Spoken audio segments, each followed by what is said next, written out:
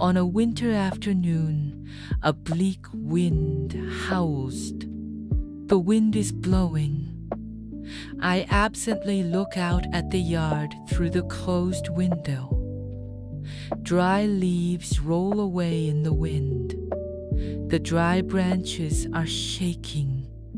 The withered leaves that haven't yet left hang onto the skeletal branches, swinging in the wind. Today, for some reason, a wave of fear washes over me, and I sit on the sofa. Outside, it grows noisy. The sound of the power lines swaying in the wind wails like a ghost. With a loud clatter, a wash basin is thrown about by the wind. The windows rattle and shake. The front door rattles and bangs faster and faster. I cower in fear. The wind whips violently.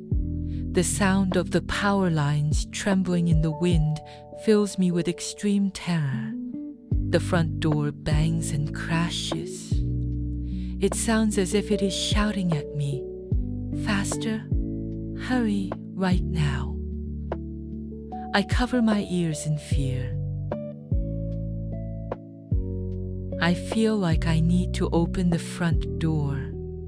The urgent feeling that I must open it somehow brings me to stand in front of the door.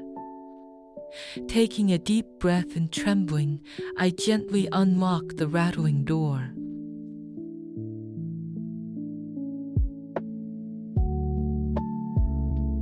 Through the crack of the door, opened in fear, I look outside. It is quiet. Various objects are scattered all over the yard.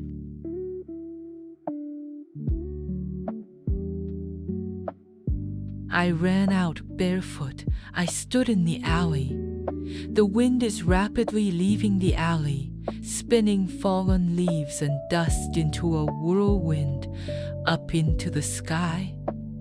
I just stare blankly at the wind rushing out.